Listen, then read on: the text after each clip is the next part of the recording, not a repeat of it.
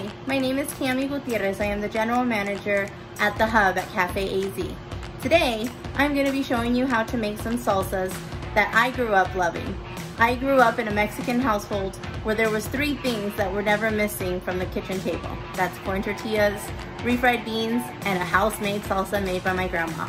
So, bienvenido a mi casa. Welcome to my home. Let's get cooking. So let's get started. I'm going to start off with the salsa verde. This is one of my favorites and also my children's. We all enjoy this salsa very much in this house.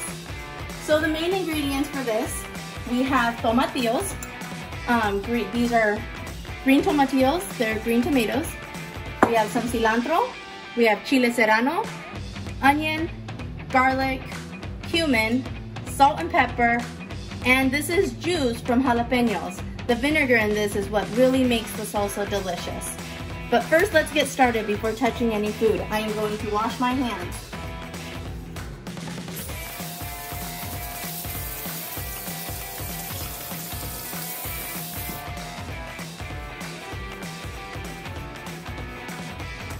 So for safety measures, we should always wash our fruits and vegetables before cooking.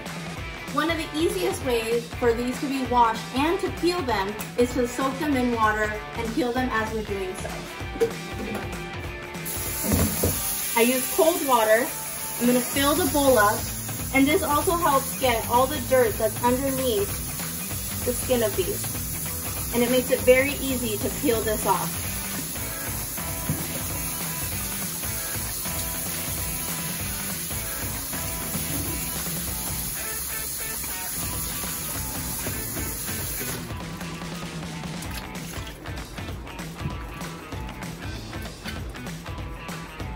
Try to get off as much of the stem as you can.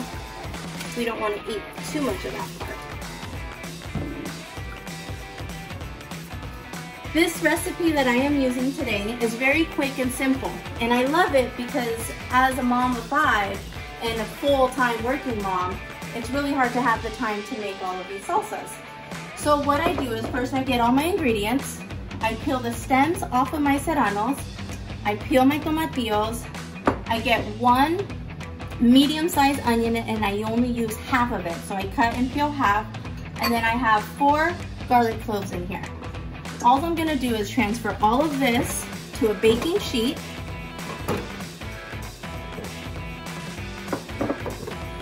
And we're going to throw this in the oven. What is very nice about this, you can throw it in the oven, walk away, and do what you gotta do for the next 30 minutes. I have preheated my oven to 375 degrees. I'm gonna put this baking sheet inside and let it cook for about 25 to 35 minutes, depending on how long it takes for all of it to turn nice and brown on the outside.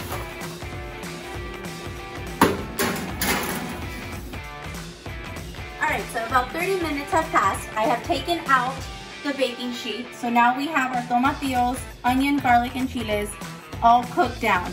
What we're looking for is that brownness around the chiles and for the tomatoes to start to get a little soggy. They're starting to release their juices, and that's what we're gonna use to blend our salsa. So I'm gonna transfer everything to our blender. With this recipe, I don't recommend adding any water because by cooking the tomatillos in the oven, they have become very juicy, as you can see.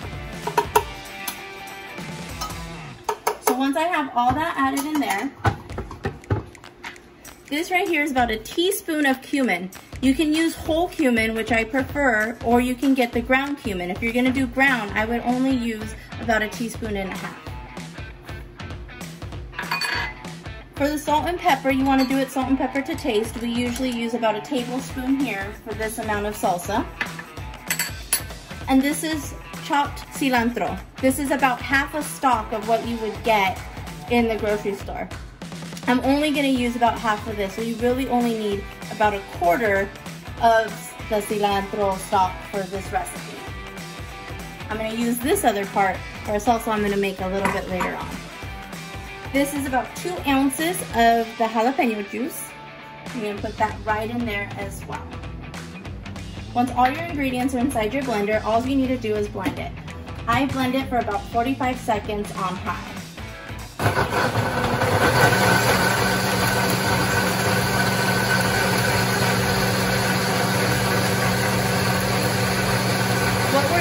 for is it to have a very smooth consistency. We don't want too many chunky parts in there. We don't want chunky onion, tomato, and even the cilantro. We want it really fine.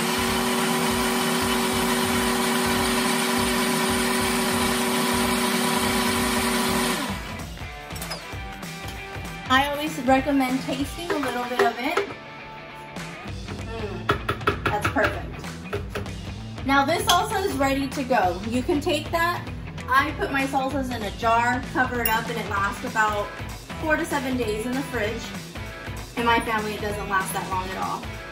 Or if you really want to spice it up and you want to make it a little bit more different, you can add fresh avocado. This is delicious. It's not like guacamole, it's more of an avocado salsa. So we're gonna take our salsa, just gonna add some avocado. That right there is about 1 small avocado. Now you can do it 2 ways. You can do a chunky avocado salsa. In that case, what you're gonna do is you're just gonna pulse it. And you just wanna do that just to get the avocado somewhat blended. I would leave it like that and serve it like that. You're gonna get nice big chunks of the avocado inside the salsa. Now if you want an avocado salsa, all you have to do is just blend it a little bit longer.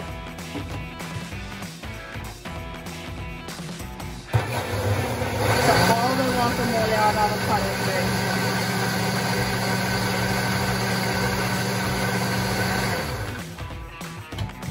And you are done. Now this recipe that I had about 6 tomatillos,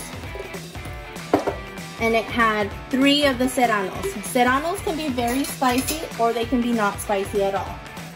It's up to you on how spicy you would like your salsa. If you want it spicy, obviously you add a little bit more chile.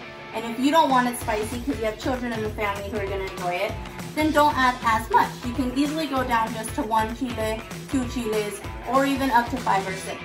This recipe right here, it's about mild. This avocado salsa right here will last you a few days in your fridge. It's really good on tacos, it's really good on eggs, you can use it as a spread on a sandwich. It's delicious all around, even with some chips. So this is my avocado salsa, hope you enjoy. Now we're gonna make another one of my favorite salsas. This is a roasted chile de árbol and tomato salsa. This one is delicious and it's one of my favorites. So to start, what you need to do is you need to preheat your oven to 375 degrees. You also need to get a skillet going at about medium heat to start warming up. We're gonna use this to toast our chile de árboles and garlic. We are going to put our tomatoes into the oven. So for this recipe, what you'll need is about 3 large-sized Roma tomatoes. I have about 13 pieces of chile de árbol and 6 beans of garlic. We're also gonna use 1 teaspoon of oregano and salt and pepper. I use olive oil to drizzle over the chile de árbol in order to toast them. I am gonna put my tomatoes onto a baking sheet and throw them in the oven. I already kind of got head start, and I have my tomatoes already roasted and ready to go. These cook for about 30 minutes inside the oven. What we're looking for is for them to turn a little bit brownish on the outside. So to toast our chile de árbol, we are going to drizzle a little bit of olive oil, just enough to toss them. We're gonna put a teaspoon of oregano and just a pinch of the salt and pepper. And you just want to mix them. You really want the garlic and the chiles to get the oregano and the salt and pepper. Once your pan is hot and ready to go, we're going to put these into the pan and let them start to toast. One thing that you really need to be careful with this is that as these are cooking, they become very, very strong. It will clear your sinuses and possibly clear out your household. I always recommend turning on your hood to kind of help with that.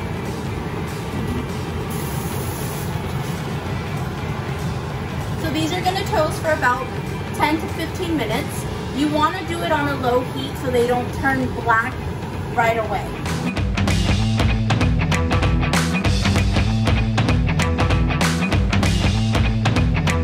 So as you can see, the chiles are starting to turn a little bit darker color, and so is the garlic. This is exactly what we want. These chile de árboles, I get them at any of your Mexican markets. This is the brand that I use. They come in a bag about this size. It's about $2 a piece. These come without the stem, which is great, but there are some that you can buy that has the stem that you would just peel off. One thing, when you are handling these chiles, you want to wash your hands immediately after touching them, because if you rub your eye, your nose, your mouth, your skin will start to burn. And it's a little uncomfortable and it takes a while to go away. So I always suggest as soon as you're done handling any kind of chile, wash your hands immediately and do not touch your face. These are almost done. I've pretty much cleared out my house. My kids have ran outside. Even with the hood on, the smell is a little strong and it does tickle the back of your throat. So I'm gonna let these go for just a few more minutes. We're about done. As you can see, the chile de árbol is dark in color and the garlic itself has also finished roasting. It's a little bit golden brown on the outside. That's exactly what we want. This is what's gonna add the flavor to the salsa. Like I said, it does tickle the back of your throat. So once you're done with that, we're gonna transfer our cooked tomatoes into the blender. And we're gonna go straight from the pan into the blender.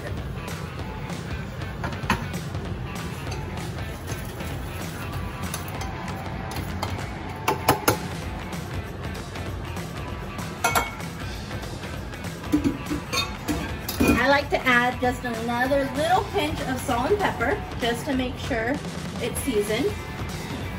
And then we will need to add just a little bit of water to help it move along. Just like the salsa verde, you are going to want to blend this one for about 45 seconds to a minute on high.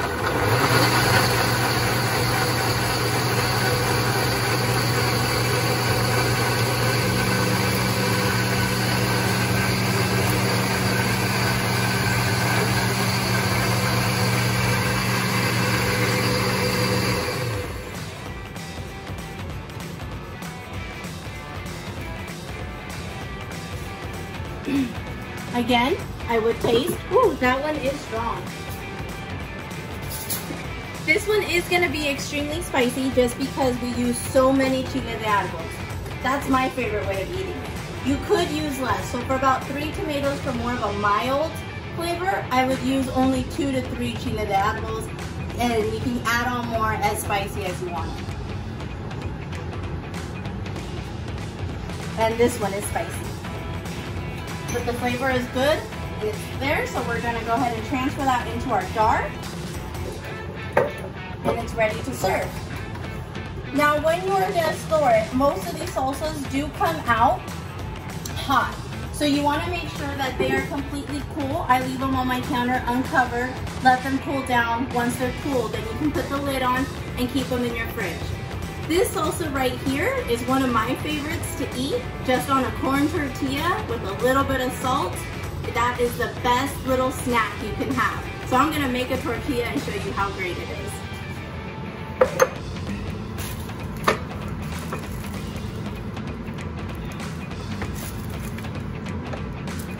So you can buy this masa, corn masa, at any of the Mexican markets. These little tortilla press, about $20 a piece, and it makes a world of difference. So once you have it fine, you're just gonna throw it onto your flat grill.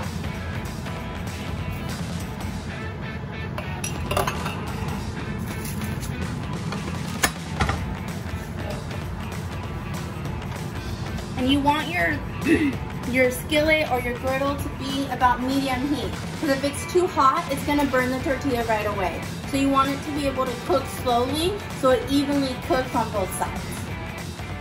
Okay, so we have flipped our tortilla now, and you can see, it's starting to bubble up. That is a good sign that it is starting to cook all the way through. And then this right here is exactly what I'm talking about. A little bit of salt, a little bit of your salsa, depending on how much heat you can handle. Just roll it up.